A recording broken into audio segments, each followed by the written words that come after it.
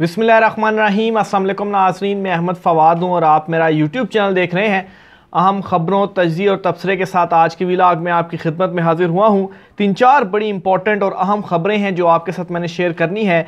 सबसे पहले बड़ी और ब्रेकिंग न्यूज़ और exclusive story supreme court of Pakistan से है और ख़बर ये है कि फुल कोर्ट मामले के ऊपर चीफ जस्टिस काजी फ़ायज़ ईसा ने बड़ा एक अहम स्टेप उठा लिया है। लाइव स्ट्रीमिंग से मुतलिक और बड़ी एक इम्पॉर्टेंट जो मीटिंग है वो भी हुई है। इस मामले पर कुछ तफसीलात हैं, तो ये आपके साथ मैंने शेयर करनी है। Practice and procedure act case में एक बड़ी डेवलपमेंट आज सामने आई है। छुट्टी के रोज़ ये डेवलपमेंट सामने आई है, इस पर भी कुछ तफसीलात आज की व्लॉग में आपके साथ शेयर करूँगा। और सुप्रीम कोर्ट से ही परवेज़ इलाही की रिहाई से मुतलिक भी एक अहम अपडेट है। इस हवाले से भी कुछ तफसीलात हैं, वो भी आज की व्लॉग में आपके सामने रखूँगा। सबसे पहले तो नाज़रीन एक अहम अपडेट है वो आपके साथ मैं शेयर करता चलूँ कि शेर अफजल मुर्रवत साहब जो हैं, इनके अगेंस्ट थाना अपारा इस्लामाबाद में जो मुकदमा है वो दर्ज कर लिया गया है। जैसा कि आप सब नाज़रीन को मालूम भी है कि जो इनकी लड़ाई हुई थी, जो मुस्लिम लीग नून के रहनुमा हैं अफनान, उनके साथ जावेद चौधरी के प्रोग्राम में, और इस प्रोग्राम के बाद जो है वो काफ़ी सोशल मीडिया के ऊपर भी चर्चा रहा इस लड़ाई का। लेकिन अब ये ख़बर सामने आई है कि शेर अफजल मुर्रवत जो हैं, इनके अगेंस्ट ये मुकदमा दर्ज कर लिया गया है थाना अपारा में। जो दिफात इस मुकदमे में लगाई गई हैं उनमें एक 352 और 506, ये दो जो दिफात हैं वो इसमें लगाई गई हैं। बहरहाल ये एक बड़ी अपडेट थी जो कि सामने आई और इस मुकदमे पे अब वैसे ही पाकिस्तान तहरीक इंसाफ और जो डिफेंड कर रहे हैं पाकिस्तान तहरीक इंसाफ को या मुकदमे लड़ रहे हैं उनकी तो शामत आई हुई है। और इस दौरान शेर अफजल मुर्रवत जो हैं, इनका ये जो झगड़ा हुआ, हालांकि इस झगड़े के बाद ये कहा गया कि शेर अफजल मुर्रवत को जो है वो नीचे गिरा कर अफनान जो हैं नून लीग के रहनुमा, उनकी जानिब से मारा गया। लेकिन खैर उसके बाद ये जो दरख्वास्त दी गई मुकदमा दर्ज करने के लिए, इसमें तो मुख्तलिफ ही मौक़िफ़ था। इसमें बताया गया कि शेर अफजल मुर्रवत जो हैं उन्होंने काफ़ी घसीटा और मुक्के मारे अफनान को। बहरहाल जो मुकदमा है इनके अगेंस्ट दर्ज हो गया है और ये एक और पाकिस्तान तहरीक इंसाफ के अब वकील होंगे। ये ख़ुद चूँकि इमरान खान साहब के जो मुकदमे हैं वो भी ये लड़ रहे हैं। साइफ़र का मुकदमा हो, दीगर इमरान खान साहब के ज़मानत के मुकदमे या तोशा खाना या दीगर जो हों, वो जो सारी की सारी लीगल टीम है उसमें ये मेंबर हैं। कुछ मुकदमे भी ये लड़ रहे होते हैं और कमरा अदालत में भी, ख़ास तौर पर चीफ जस्टिस आमिर फ़ारूक साहब की अदालत में ये पेश होकर केसेस जो हैं वो लड़ते हैं। तो बहरहाल इनके ख़िलाफ़ ये एक अहम मुकदमा है जो कि दर्ज कर लिया गया है। दूसरी तरफ नाज़रीन, सिंध हाई कोर्ट में एक बड़ी तब्दीली आई है और बड़ी तब्दीली ये कि सिंध हाई कोर्ट के जो चीफ जस्टिस हैं वो रिटायर हो चुके हैं और उनकी रिटायरमेंट के बाद नए कायम मकाम चीफ जस्टिस की जो तैनाती है उसका आज जो नोटिफिकेशन है वो वज़ारत कानून की जानिब से जारी कर दिया गया है। और सिंध हाई कोर्ट के जो नए चीफ जस्टिस होंगे उनका नाम भी मैं आपके सामने रख देता हूँ कि नए चीफ जस्टिस जो हैं वो अब कौन होंगे। ये हैं जी जस्टिस इरफान सादत ख़ान।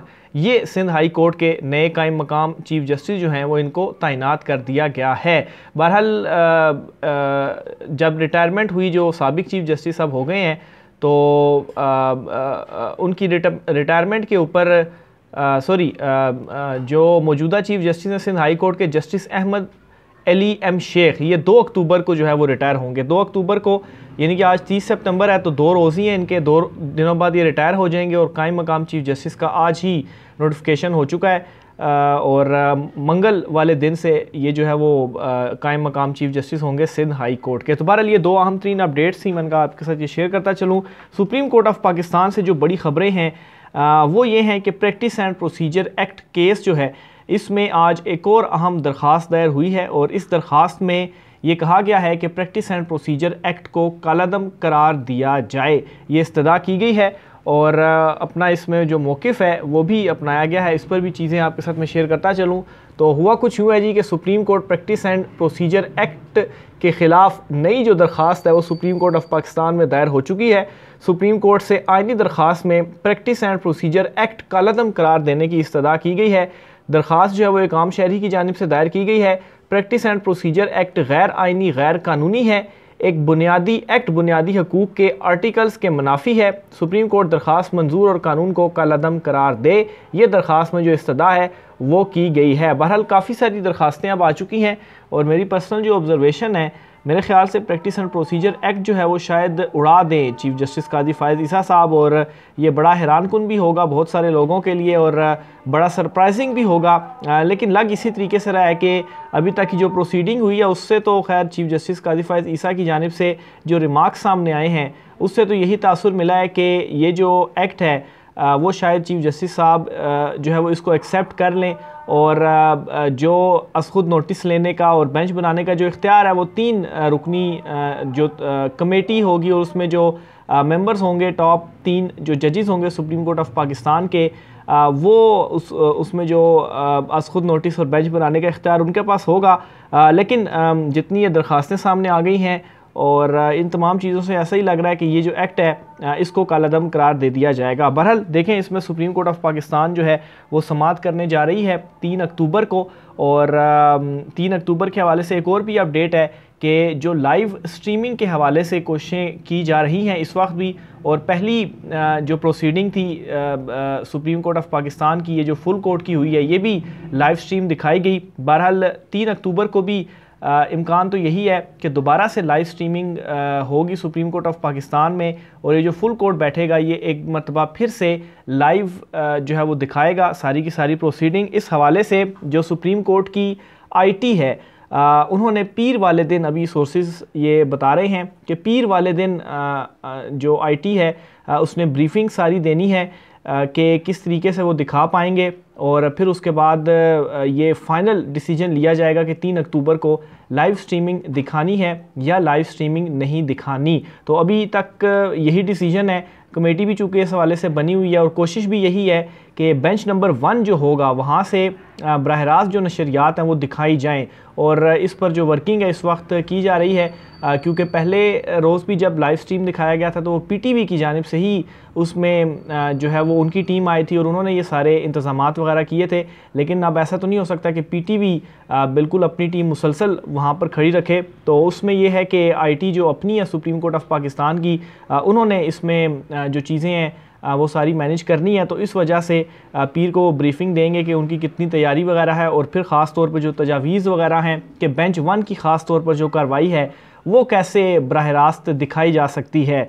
अब इसमें बेंच 1 में आपको मालूम ही है कि चीफ जस्टिस कादी फ़ायज़ ईसा साहब जो हैं वो ख़ुद होंगे और इनके साथ 2 मज़ीद जजेस होंगे। 3 रुकनी ये बेंच होता है जो कि कमरा अदालत नंबर 1 में बैठता है, और यूजली कमरा अदालत नंबर 1 जो होता है वो चीफ जस्टिस का ही होता है। तो इस वजह से ये कोशिश है कि बेंच 1 के जो मुकदमे हैं वो बराह रास्त ही दिखाए जाएँ। तो ये बड़ा एक ज़बरदस्त इक़दाम है चीफ जस्टिस कादी फ़ायज़ ईसा साहब का, जो कि आते साथ उन्होंने किया, और अभी भी इस हवाले से जो चीज़ें हैं वो की जा रही हैं, और काफ़ी हैरान भी हैं बहुत सारे लोग कि अचानक से चीफ जस्टिस साहब की जानिब से ये जो इक़दामात हैं वो उठाए गए हैं। बहरहाल पीर वाले दिन इस पर मज़ीद फ़ाइनल फ़ैसला होगा। फिर ये ख़बर भी सामने आ जाएगी कि बराह रास्त नशरियात 3 अक्टूबर को फुल कोर्ट जो कि बैठने जा रहा है practice and procedure act case में, उसमें की जाएंगी या नहीं की जाएंगी। तो ये सुप्रीम कोर्ट ऑफ पाकिस्तान से बराह रास्त नशरियात के हवाले से ख़बर थी।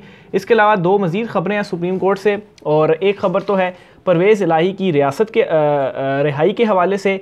एक दरख्वास्त सुप्रीम कोर्ट ऑफ पाकिस्तान में दायर की गई थी परवेज़ इलाही की हिरासत गैर कानूनी करार देने के लिए इनकी अहलिया की जानिब से, और ये दरख्वास्त अब सुप्रीम कोर्ट ऑफ पाकिस्तान में समाअत के लिए मुकर्रर कर ली गई है। जस्टिस सरदार तारिक की सरबराही में सुप्रीम कोर्ट का ये 3 रुकनी बेंच होगा जो कि 6 अक्टूबर को समाअत करेगा। इसके अलावा जस्टिस मंसूर अली शाह और जस्टिस मुसरत हिलाली जो हैं वो भी इस 3 रुकनी बेंच का हिस्सा होंगे, और जो कैसरा इलाही हैं उन्होंने लाहौर हाई कोर्ट के फ़ैसले के ख़िलाफ़ सुप्रीम कोर्ट से रुजू कर रखा है। और इसके अलावा जो दूसरी अहम दरख्वास्त है ये तो होगी 6 अक्टूबर को ये होगी, और जो दूसरी अहम दरख्वास्त है वो है ऑरेंज लाइन ट्रेन मनसूबे की अदायगियों से मुतल्लिक है, और ये दरख्वास्त भी समाअत के लिए 4 अक्टूबर को मुकर्रर हो गई है। जस्टिस इजाज़ुल हसन की सरबराही में 3 रुकनी सुप्रीम कोर्ट का बेंच 4 अक्टूबर को समाअत करेगा, और बुनियादी तौर पर जो मसला था या जो दरख्वास्त थी वो ये थी कि अदालत की कायम करदा खसूसी कमेटी ने गुज़श्ता समाअत पर अमल दरामद रिपोर्ट जमा करवाई थी, और ऑरेंज लाइन मनसूबा मुकम्मल करने वाली कंपनियों ने अदम अदायगी पर अदालत से रुजू जो है वो किया था। तो ये इंपॉर्टेंट मामला है क्योंकि ऑरेंज लाइन ट्रेन जिस तरह से शहबाज शरीफ ने आगे ठेके और वैसे ही वो काफ़ी ज़्यादा मुतनाज़ रही, लेकिन खैर बिल आखिर मुकम्मल कर ली गई। और अब फिर ये हुआ कि जो कंपनियों को ठेका दिया था उनको अदायगियाँ ही नहीं हुई थी। इस पर एक रिपोर्ट भी है जो कि जमा करवाई गई है। तो बहरहाल ये एक और अहम मुकदमा है जो कि नेक्स्ट वीक में सामने आ रहा है। तो बड़ा हंगामी खेस नेक्स्ट वीक होने जा रहा है। एक तो फुल बेंच होगा, प्रैक्टिस एंड प्रोसीजर होगा, लाइव स्ट्रीमिंग होगी, परवेज़ लाई का केस होगा, फिर इसके अलावा ये शेर अफजल मुरवत पर मुकदमा हो गया है, फिर इसके अलावा इमरान खान साहब साइफ़र मुकदमा, दीगर मुकदमे इस्लामाबाद हाई कोर्ट से और सेशन कोर्ट से, फिर इसी तरह से ये ऑरेंज लाइन मामला। तो हंगामी खेस जो हफ्ता है उसका आगाज़ होने जा रहा है परसों से। तो ये कुछ अहम तरीन तफसीलात थी। इस हवाले से मज़ीद जो भी होता है आपके साथ मैं शेयर करता रहूँगा। राय का इज़हार कीजिएगा। मुझे इजाज़त दीजिए। अल्लाह हाफ़िज़।